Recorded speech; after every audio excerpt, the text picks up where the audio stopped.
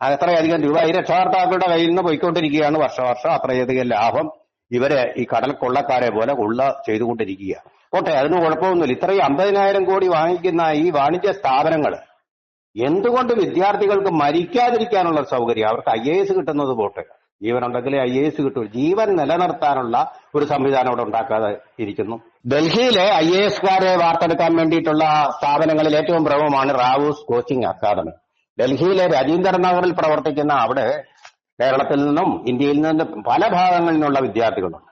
അപ്പൊ ഈ കോച്ചിങ്ങിന്റെ അവസാന സെന്ററായിട്ട് കണക്കാക്കപ്പെടുന്നത് നമ്മുടെ കേരളത്തിലെ ഉദാഹരണം പറഞ്ഞാൽ പെട്ടെന്ന് മനസ്സിലാവുന്ന ഭാഷയിൽ പറഞ്ഞാൽ പാലയിലെ ബ്രില്യൻസ് അക്കാദമി പോലെ കോച്ചിങ്ങിന് അതാണല്ലോ കേന്ദ്രമായിട്ട് എല്ലാവരും കണക്കാക്കുന്നത്. കാരണം അവിടെ പോയി കഴിഞ്ഞാൽ നമുക്ക് IITയോ MBBSോ എഞ്ചിനീയറിംഗോ കിട്ടാൻ എളുപ്പമാണല്ലോ എന്ന് പറയുന്ന പോലെ കരുതപ്പെടുന്ന അത്രയധികം ഈ രക്ഷാകർത്താക്കള് നിക്ഷേപിക്കുന്ന ഒരു സ്ഥാപനമാണ് അവിടെ. വർഷാവർഷം ഏതാണ്ട് 50,000 കോടിയിൽ കൂടുതൽ രൂപയാണ് ഇന്ത്യയിലെമ്പാടുമുള്ള IAS കോച്ചിങ് സെന്ററുകളെല്ലാം കൂടെ ചേർന്ന് ജനങ്ങൾക്ക് നൽകിക്കൊണ്ടിരിക്കുന്നതെന്നാണ് നമുക്ക് മനസ്സിലാക്കാൻ കഴിയുന്നത്. അത്രയധികം രൂപ ഈ രക്ഷകർത്താക്കളുടെ കയ്യിൽ നിന്ന് പോയിക്കൊണ്ടിരിക്കുകയാണ് വർഷം. അത്രയധികം ലാഭം ഇവര് ഈ കടൽ കൊള്ളക്കാരെ പോലെ കൊള്ള ചെയ്തുകൊണ്ടിരിക്കുക. കോട്ടെ, അതിന് കുഴപ്പമൊന്നുമില്ല. ഇത്രയും 50,000 കോടി വാങ്ങിക്കുന്ന ഈ വാണിജ്യ സ്ഥാപനങ്ങൾ എന്തുകൊണ്ട് വിദ്യാർത്ഥികൾക്ക് മരിക്കാതിരിക്കാനുള്ള സൗകര്യം, അവർക്ക് IAS കിട്ടുന്നത് പോട്ടെ, ജീവനുണ്ടെങ്കിലേ IAS കിട്ടൂ, ജീവൻ നിലനിർത്താനുള്ള ഒരു സംവിധാനം അവിടെ ഉണ്ടാക്കാതെ ഇരിക്കുന്നു. ഇത് ഇന്നലെ പെട്ടെന്നുണ്ടായ ഒരു ദുരന്തമല്ല. 3 വർഷം മുമ്പ് തന്നെ ഇവിടെ ശ്രേയ എന്ന് പറയുന്ന ഒരു വിദ്യാർത്ഥിനി പരാതിപ്പെട്ടിരുന്നതാണ്. ഇവിടെ അതിന്റെ താഴെ വെള്ളം കെട്ടി കിടന്നാൽ അത് അങ്ങോട്ടോ ഇങ്ങോട്ടോ പോകാൻ യാതൊരു വിധമായിട്ടുള്ള സൗകര്യങ്ങളുമില്ല. അവിടെ കെട്ടിക്കിടക്കുകയാണ്. ശ്വാസം മുട്ടി വിദ്യാർത്ഥികൾ വരിക്കുകയല്ലാതെ അവർക്കൊരു ജലശ്മശാനം തീർക്കുക എന്നുള്ളതല്ലാതെ ഒന്നും സംഭവിക്കുകയില്ല. അതുപോലെയുള്ള രക്ഷാ സംവിധാനമേ അവിടെ ഉള്ളൂ എന്നുള്ളവർ അധികൃതരുടെ ശ്രദ്ധയിൽ കൊണ്ടുവന്നു. ഒരു നടപടിയൊന്നും ഉണ്ടായില്ല. കെട്ടിടത്തിന്റെ ബേസ്മെന്റിലാണ് ഈ വെള്ളക്കെട്ടുണ്ടാകുന്നത്.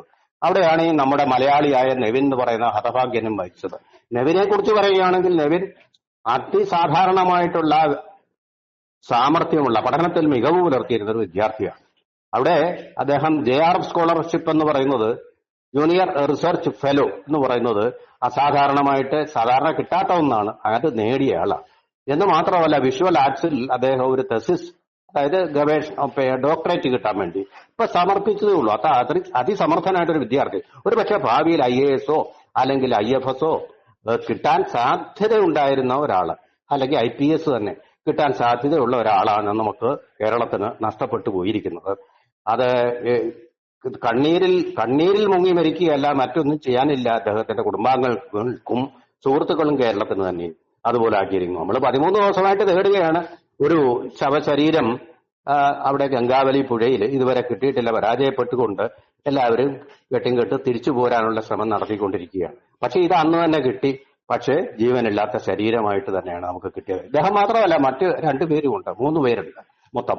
അപ്പൊ അതില് തീർച്ചയായിട്ടും വിദ്യാർത്ഥികൾക്ക് വലിയ പ്രയാസമുണ്ട്. അവർ പ്രതിഷേധവുമായിട്ട് തെരുവിലിറങ്ങിയപ്പോ ഇത്രയും നാൾ അവിടെ തന്നെ ഉണ്ടായിരുന്ന രാഷ്ട്രീയക്കാരൊക്കെ ആ കലക്കവെള്ളത്തിലൊന്നും മീൻപിടുത്തം നടത്താൻ വേണ്ടിയിട്ടുള്ള ഒരു ശ്രമം നടത്തി.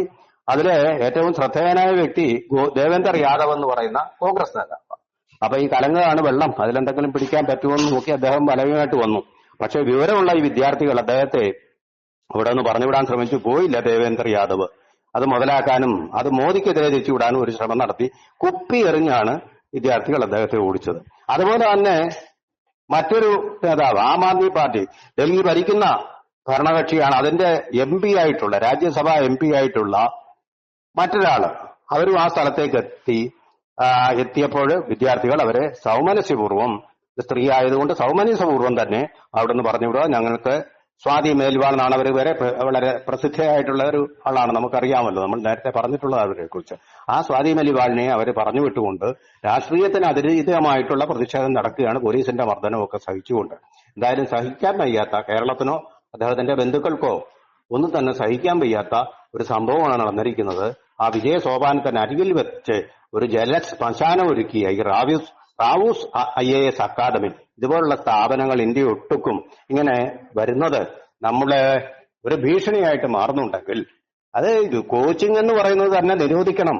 കാരണം എല്ലാ വിദ്യാർത്ഥികൾക്കും തുല്യ അവസരം കിട്ടണമെങ്കിൽ ചില പണക്കാർക്ക് മാത്രം കോച്ചിങ് ഉണ്ട്. 50,000 വെച്ച് കോടികൾ മുടക്കാൻ കഴിവുള്ള രക്ഷാകർത്താക്കളുടെ മക്കൾ മാത്രം IAS നേടുകയും പാവപ്പെട്ടവന് ആ, കഴിയാതെ വരികയും ചെയ്യുന്ന ഒരു സ്ഥിതിവിശേഷം ഉണ്ടാകുന്നതുകൊണ്ട് ഇത്തരം ഈ കോച്ചിങ് വ്യവസായങ്ങളെ പാടെ നിരാകരിക്കുക എന്നുള്ളത് തന്നെയാണ്. കോച്ചിങ്ങിൽ കൂടിയാണ് ക്വസ്റ്റ്യൻ ലീക്ക് ആവുന്നതും ചോദ്യത്തിന്റെ പരീക്ഷയുടെ തന്നെ ഒരുപക്ഷെ വിശ്വാസ്യത തകരാറിലാവുകയൊക്കെ ചെയ്യാറുള്ളതെന്ന് നമ്മൾ കണ്ടതാണ് നീറ്റ് പരീക്ഷയുടെ കാര്യത്തിലുമൊക്കെ. അപ്പൊ അതുകൊണ്ട് തന്നെ ഇതിനെയൊക്കെ ഒരു മാറ്റം വരുത്തുക, അല്ലെങ്കിൽ മെറിറ്റിന്റെ അടിസ്ഥാനത്തിൽ തന്നെ ഉള്ള നിയമനങ്ങൾ ഇന്റർവ്യൂവിന്റെ അടിസ്ഥാനത്തിൽ നടത്തുക എന്നുള്ള രീതിയിലേക്കൊക്കെ തന്നെ പോകേണ്ട കാലമായി എന്ന് തോന്നുന്നു. കാരണം ഇങ്ങനെ കോച്ചിങ് വ്യവസായത്തെ ഇങ്ങനെ പ്രോത്സാഹിപ്പിക്കുന്നത് അത് വലിയ ചൂഷണത്തിന് തന്നെയാണ് ഇടയാക്കുന്നത്. വിദ്യാർത്ഥികളുടെ ജീവനെ തന്നെ ചൂഷണം ചെയ്തു കഴിഞ്ഞാൽ പിന്നെ നമ്മൾ ഇവിടെ ഒരു റെഡ് സിഗ്നൽ കൊടുക്കേണ്ട കാലം അതിക്രമിച്ചു എന്ന് തന്നെയാണ് നമ്മളെ അത് വിളിച്ചറിയിക്കുന്നത്.